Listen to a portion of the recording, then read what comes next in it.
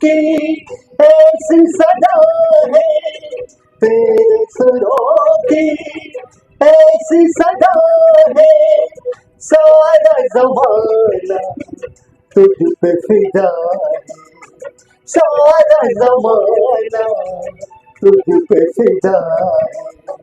तेरे गले में सरस्वती है, तेरे गले में सरस्वती है, और बसे श्री राम, जग में रहेगा रफ़ी तेरा नाम, जग में। मौलिक फिल्म्स के लोकप्रिय कार्यक्रम बातचीत में आपका स्वागत है।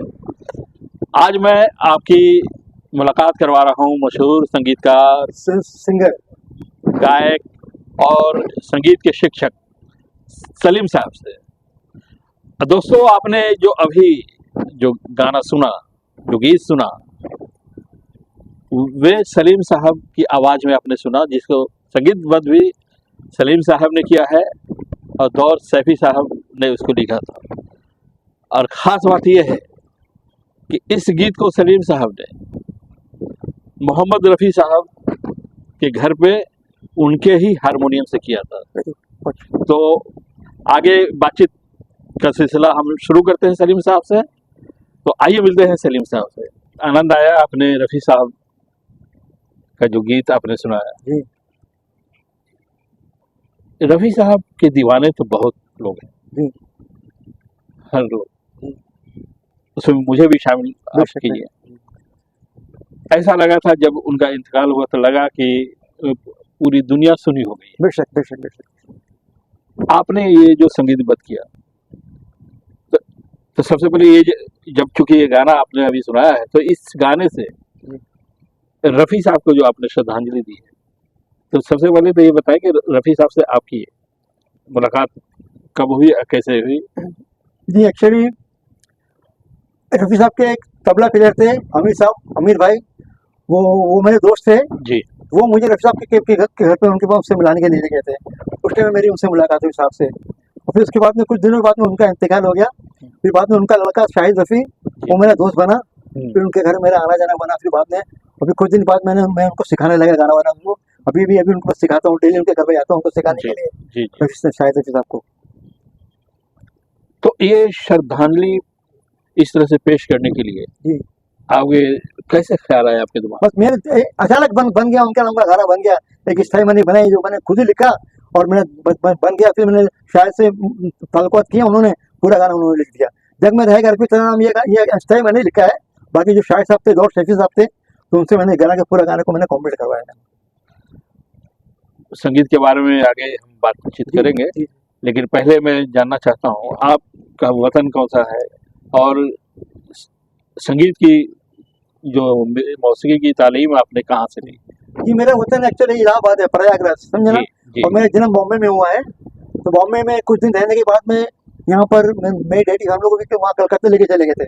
तो कलकत्ता में मैंने उस्ताद थे विश्वनाथ तिवारी, ये मेरे शागिर्द थे। और कलकत्ते मैंने सीखा उस्ताद गुलाम मुस्तफा खान साहब और उस्ताद आफ्ताब अहमद खान से, उनसे मैंने संगीत का शिक्षा लिया।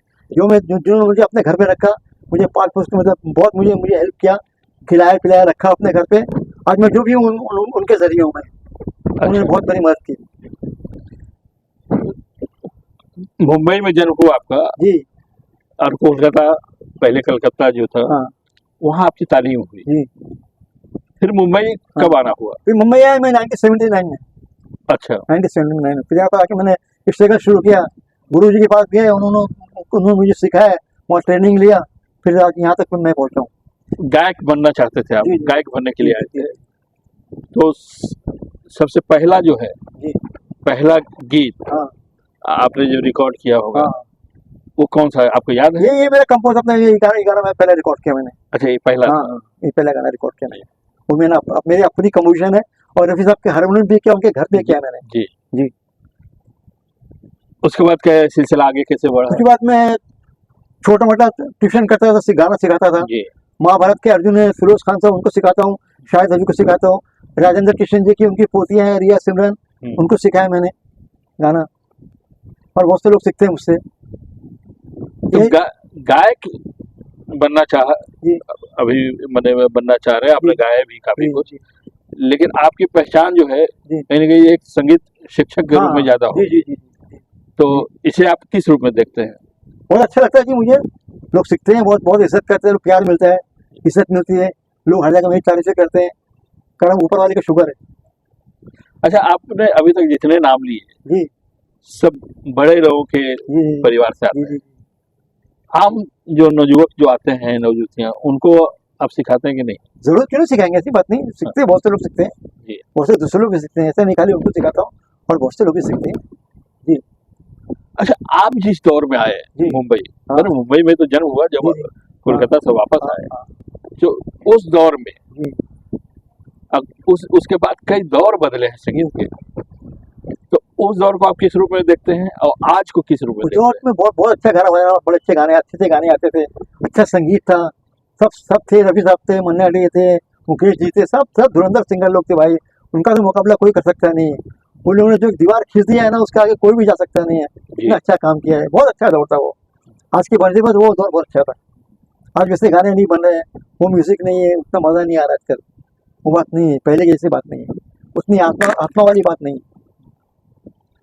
अ, एक बड़े संगीतकार हैं, जी उन्होंने कहा कि ये पहले और आज जगह, पहले वाले पुराने और आज ये नया संगीत, हाँ ये क्या होता है? संगीत संगीत होता है, वो ठीक मॉडर्न है, तभी था, मॉडर्न वो आज भी ठीक है। अभी क्या क्या आजकल सब मशीनरी का युग आ गया ना, हर हाँ। काम मशीन से होता है, पहले सब सब लाइव होता था। जी आजकल म्यूजिक का ट्रैक बनाते हैं, बुरी आवाज भी होती है, उसको अपने स्टूडियो में जी अच्छा कर लेते हैं वाला के। पहले वो बात नहीं, पहले लोग मेहनत करते थे, अच्छे से इतना मेहनत करते थे, लोग गाते थे, आवाज में आत्मा थी, आत्मा। आज वो बात नहीं है, आज के गाने बजाने वो बात नहीं है। तो आप जब आए थे तो बड़े बड़े सब संगीतकार थे, सभी थे, शंकर जयकिशन थे, नौशाद साहब थे, जी जी लक्ष्मीकांत प्यारेलाल, कल्याण जी, आनंद जी, बहुत सारे जी संगीतकार, जी खयाम साहब थे। जी तो आपने किनके साथ, मैंने आप गायक के रूप में किनके सब साथ? जगह जाते थे, स्ट्रगल करते थे उस टाइम में। क्या पहले तो क्या, जब वो जो बड़े बड़े लोग थे उस टाइम हम लोगों को कहाँ जान पड़ता था, सब धुरंधर लोग थे, समझे, हम लोग जाते थे, हम लोग आते थे जाते थे, आ जाओ कल आओ परसों, ऐसे लोग करते थे सर, समझे ना। तो वही दौर, आज भी वही दौर चल रहा है, जो धुरंधर लोगों को लोग पूछते हैं, समझे। अच्छा, आपका कोई सपना था कि फला संगीतकार से ही उनके संगीत सपना तो में गाना है सपना मुझे? था भाई, सपना तो बहुत था, किसका सपना नहीं होता ये जी। गाने, बस मगर बहुत तो किनके साथ गाने का सपना था? सबके साथ में नौसा, सबके साथ में शंकर जो उसके शंकर आर डी बर्मन साहब ने मुझे बुलाया हुआ था एक बार। हाँ। मगर नसीब मेरा इतना खराब किया, एक महीने बाद उनका देहांत हो गया। उन्होंने बुलाया था मुझे कि आओ आओ, मेरे तुम गाना वाना सुना है उनको, सलीम तुमको मैं चांस दूंगा, मगर एक महीने बाद उनका देहांत हो गया। आपकी आवाज रफी साहब की आवाज से मिलती जुलती है, मालिक का शुक्र पर रहे। और रफी साहब की आवाज जो है, वो गाने वाले, उनकी आवाज में गाने वाले एक लंबी फहरिस्त है। जी जी जी जी जी तो बहुत सारे लोग जो आगे आए भी, जी कुछ लोग थोड़ा आगे आए रुक गए, हाँ कुछ लोग ने अपना एक मुकाम बनाया। तो आपको क्या लगा, आपको कहाँ कहाँ आपने उनकी आवाज में जो गाना, या अपना भी अंदाज होगा आपका, लेकिन उनकी आवाज में गा गा कर जैसे लोगों ने मुकाम हासिल किया, जी तो आपको कहाँ कभी रखे, मतलब वो मुकाम जो कुछ लोगों ने हासिल किया? ठीक सर, ये तो नसीब की बात होती है, नसीब की का चक्कर है, मेहनत सभी करते हैं, हमने भी मेहनत किया है। अभी आपने मेरा गाना सुना, देख लेना, जी गाने में तो कुछ बिल्कुल। कैसा लगा आपको, वो हिसाब से मेहनत किया, पर नसीब का चक्कर है सर, इसके आगे आगे कोई जा सकता नहीं। तो अपना प्राइवेट कुछ एल्बम वगैरह आपका नहीं, है? कुछ नहीं बनाया मैंने, कुछ नहीं बनाया, कुछ नहीं। तो पहले भी संगीत को सिखाने वाले लोग थे, आपका एक इस क्षेत्र में मुकाम है आपका, जी जी तो पहले जो लोग सिखाते थे, आपने भी सीखा है जी उस साथ से, तो उसमें आप किनको फॉलो करते हैं, किनके हिसाब से आप सिखाते हैं? मैं सिखाता हूँ अपने गुरु, हम हमारे गुरु के हिसाब से, हमारे गुरु उस्ताद आफ्ताब अहमद खान, उस्ताद गुलाम मुस्तफा खान साहब हमारे, उनके हिसाब से सिखाता हूँ। और मोस्टली मैं रफी साहब के गाने सिखाता हूँ। मेरा मेन रफी साहब है, मेरे गाने मुझसे लोग रफी साहब के गाने सीखते हैं मोस्टली, तो मेरे मेन रफी साहब है मेरे। तो रफी साहब के गाने जो सिखाते हैं, हाँ, एक आध आप अगर सुनाएंगे तो अच्छा लगेगा। कल रात जिंदगी से मुलाकात हो गई, लब थरा रहे थे मगर बात हो गई, कल रात जिंदगी से मुलाकात हो गई। आप रफ़ी साहब के गानों से अपने शागिर्दों को सिखाते रहे। जी जी। तो आप एक बात बताइए कि अभी जो आपके शागिर्द हैं, जी, उनमें सबसे ज़्यादा उम्मीद किनसे है? मेरे कोई है जो आपके आपको भी अच्छा लगेगा कि आपका शागिर्द कोई एक मुकाम बनाता है? हाँ, एक्चुअली मैं बहुत से लोगों को सिखाता हूँ। मैं कुछ डॉक्टरों को सिखाता हूँ। एक डॉक्टर विपिन है, डॉक्टर सुमन बिजलानी, उनको सिखाता हूँ, और शाहिद, अर्जुन, महाभारत का अर्जुन फिरोज, उनको सिखाता हूँ। फिरोज जी बहुत अच्छा गाता है, और माशाल्लाह फिरोज को शायद कुछ ना कुछ उम्मीद उसका निकलना, और शायद भी अच्छा गाने लगा। हाय, मेरा नाम रिया है। हाय, मेरा नाम सिमरन है। और हम सिमेट्री के नाम से जाते हैं। हम सिंगर्स हैं, और राजेंद्र कृष्ण जी हमारे ग्रैंडफादर हैं। उन्होंने थाउजेंड्स ऑफ सॉन्ग्स लिखे हैं बॉलीवुड में, और उन्होंने रफ़ी साहब के साथ भी बहुत गाने किए हैं। जब भी रफ़ी साहब का नाम आता है हमें सलीम सर की याद आती है, क्योंकि वो हमेशा रफ़ी साहब के गाने गाते हैं। उन्होंने हमें गायकी सिखाई थी। अगर सही मायने में रफ़ी साहब को दिल में समाया है तो वो है मेरे गुरुजी सलीम भाई। रफ़ी साहब की एकदम गायकी की बारीकियों को वो समझाते हैं। उन्होंने मेरे भतीजियों को भी सिखाया है। मुझ जैसे कई संगीत प्रेमी रफ़ी साहब के चाहने वाले सलीम भाई के बहुत एहसानमंद हैं। नमस्कार, मैं राजेश ढाबरे। मैं उस्ताद सलीम जी मुंबई से उनसे सीखता हूँ। उनके सिखाने का तरीका बहुत ही सरल और सादा है, लेकिन ख़ास तौर पे मोहम्मद रफ़ी साहब के गाने वो कुछ इस तरह से सिखाते हैं कि आपको उस गाने का मर्म समझ में आता है, उसका स्पिरिट समझ में आता है, वो गाने का जो भाव है वो समझ में आता है, तान समझ में आती है, सुर समझ में आते हैं। तो उस्ताद सलीम जी के सिखाने के तरीके से मुझे बड़ा फ़ायदा हुआ है, और मेरे गाने में इम्प्रूवमेंट हुई है। मैं प्रोग्राम करने लगा हूँ, और गाने की जो मेरी लालसा थी, जो मेरी इच्छा थी, वो उनकी वजह से पूरी हो रही है। मैं चाहता हूँ कि बहुत सारे लोग उनसे सीखें, अपने गाने गायकी में अच्छा बदलाव लाए, और उस्ताद जी को मेरी बहुत सारी शुभकामनाएँ। धन्यवाद। तमाम देखने और सुनने वाले भाइयों को इस कुंती पुत्र अर्जुन का प्रणाम। मेरी ये वीडियो बनाने का सिर्फ एक ही मकसद है कि मेरे गुरु, मेरे चहेते, मेरे दिल अजीज़ भाई भी हैं वो सलीम खान साहब, वो आपके समक्ष गा रहे हैं, और आप उनकी आवाज़ सुनोगे। वैसे तो बहुत गायक लोग हैं, लेकिन अगर आप इनकी आवाज़ सुनोगे तो उसमें कहीं आपको साक्षात रफ़ी साहब की छवि नज़र आएगी। ये मैं इस बात का दावा इसलिए करता हूँ कि उनकी तरबियत में भी रफ़ी साहब शुमार है। बहुत ही सॉफ्ट स्पोकन और आजीज़ी वाले इंसान है वो, और आज जो कुछ भी मैं थोड़ा बहुत गा रहा हूँ तो मैं उनका मशकूर हूँ कि उन्होंने मुझे इतना सिखाया है। शायद अच्छा गाने लगे इंशाल्लाह। शाहिद साहब जो है, शाहिद साहब की आवाज़ जो है, हाँ, उनके बेटे हैं, और लेकिन आवाज़ भी रफ़ी साहब की तरह है। थोड़ा तो हाँ, मिलती है, अभी मेहनत कर रहे हैं तो वो। आप भी रफ़ी साहब की जी, जी, जी। के दीवाने। हाँ, शाहिद साहब उनके बेटे, हाँ, उनकी आवाज़ भी रफ़ी साहब की।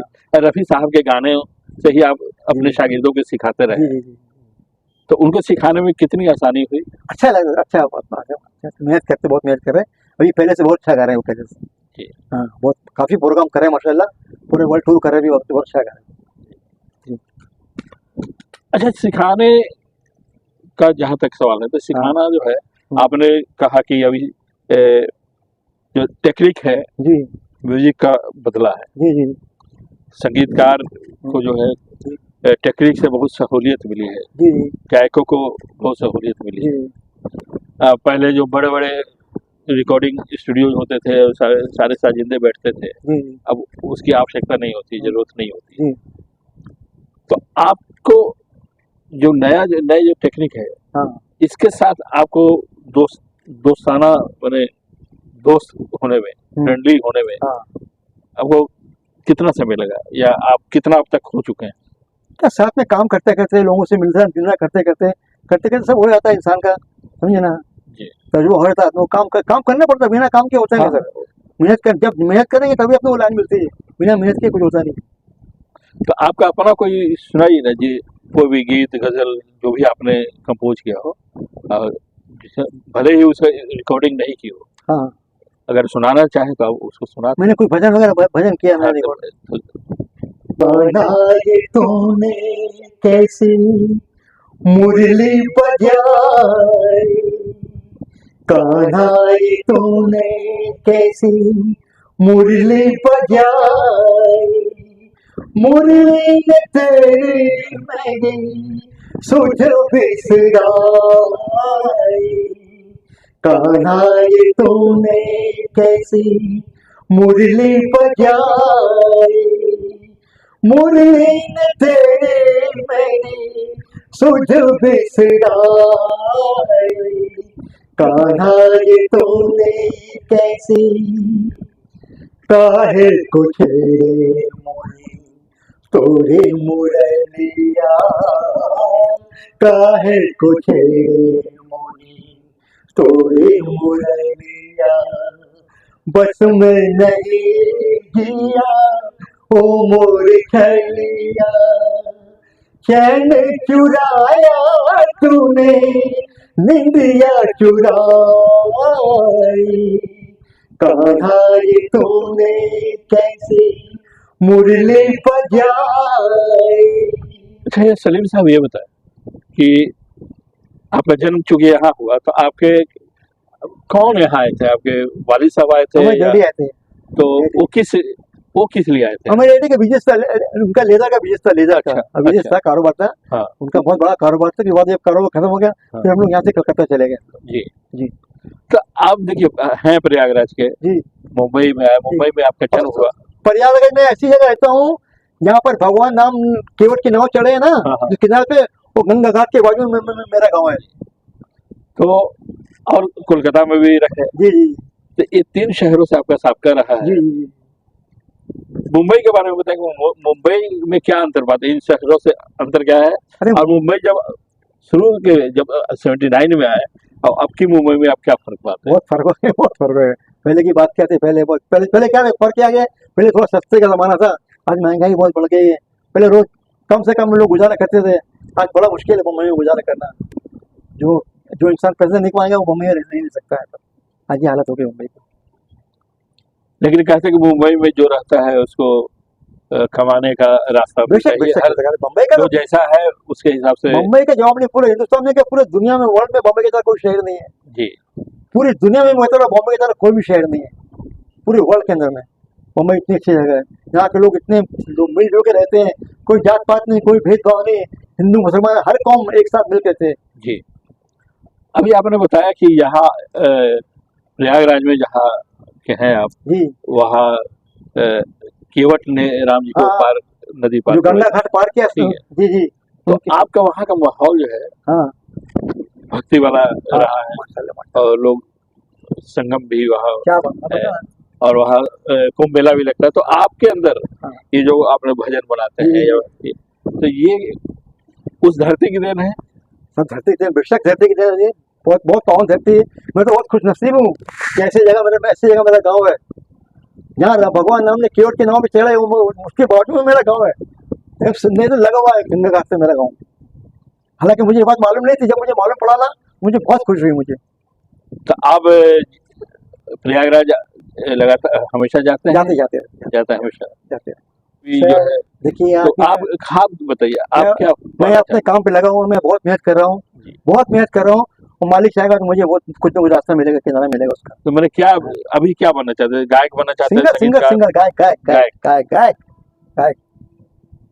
तो अभी रफी साहब की आवाज में आप गाते हैं, आपकी अपनी आवाज, यही मेरी आवाज है, मेरी नेचुरल वॉइस है, मैं कॉपी नहीं कर रहा हूँ। देखा मैं कितने आराम से गा रहा हूँ। बिल्कुल। लोग तो गाते थे, वो लोग कॉपी करते हैं, मैं कॉपी नहीं कर, मैं नेचुरल वॉइस है। और रफी साहब को मैंने सामने गाना गाते सुना उनको, जी। रियाज करते हुए देखा है रफी साहब को मैंने। कोई घटना सुनाए जो आपको मैं वही बता रहा हूँ, यादगार कोई रफी घटना साहब बताएं। से जब मैं मिलने गया तो वो बैठ के रियाज कर आधा घंटा बैठ के मैंने उनका रियाज सुना, रफी साहब का रियाज सुना। लोगों को नसीब नहीं है, मैं इतना नसीबदार आदमी उनको रियाज करते हुए देखा है मैंने। और वो मेरे सपने में आते हैं हर साल में, कम से कम 4 से 5 बार मेरे ख्वाब में आते हैं रफी साहब। अच्छा, मैं झूठ नहीं बोल रहा हूँ, कौन भगवान राम ने कसम खा के बोला मैं आपको। क्यों बोले? हर साल कम से कम 4 से 5 बार वो मेरे सपने में आते हैं वो सब रफी साहब। तो क्या बातें होती है सपने में? एक बार मैं उनके हॉल में गया जहाँ पर उनका म्यूजिक रूम है, तो वहाँ साहब अपने हाथ से झाड़ू लगा रहे हैं, पूरा हॉल साफ कर रहे हैं। हाँ। मैं बोला अरे साहब ये साहब आप क्यों झाड़ू लगा रहे हैं? मैं हाथ से उनके झाड़ू लिया, लेकिन मैंने पूरा हॉल मैंने अपने हाथ से साफ किया। ऐसे मैंने सर के हाथ रखा, मेरे को बहुत आशीर्वाद दिया उन्होंने मेरे को। आज मालिक के कुरान से मुझे जो दिया उन्होंने, शायद ही हिंदुस्तान में शायद किसी को मिला होगा। साहब ने जो मुझे दिया ना रफी साहब ने, शायद ही पूरे हिंदुस्तान में, पूरी दुनिया में शायद ही किसी को मिला होगा। एक तो उनकी गायकी मिली मुझे जी, समझे ना, उससे बड़ा और क्या चाहिए मुझे बताइए। सही बात। सब फिर लेकिन वो इतने अच्छे इंसान भी थे। अरे फरिश्ता थे लोगों को। आज के युग में रफी साहब से बड़ा कोई आदमी नहीं है पूरी धरती पर रफी साहब से बड़ा कोई आदमी नहीं है। मैं धन दौलत के लिए नहीं बोल रहा हूँ, धन दौलत पैसे के नहीं बोल रहा हूँ, मैं जो इंसान थे आज की डेट में पूरे वर्ल्ड के अंदर में उनके साथ कोई भी आदमी नहीं। चलिए, बहुत खुशी हुई कि आपसे मुलाकात हुई। आप लगातार अपने सफर में हैं बस, और मैं दुआ करूंगा, हमारे दर्शक भी चाहेंगे कि आपका अपना एक मुकाम हो गायक के रूप में, और हम जल्द देखें आपको, जरूर आपकी आवाज बड़े पर्दे पे, छोटे पर्दे पे, कहीं भी देखेंगे। तो मैं अभी बातचीत कर रहा था सलीम साहब से, जो कि एक गायक हैं, संगीतकार हैं और संगीत के शिक्षक। आपने उनसे उनके बारे में जाना। तो दोस्तों, फिर अगले हफ्ते आपकी एक और शख्सियत से मुलाकात करवाऊंगा, उनसे बातचीत करूंगा। तब तक के लिए आप हमें विदा दें। नमस्कार। कयामत के रूप में एक ख्वाब जलवा गया, हकीकत के रूप में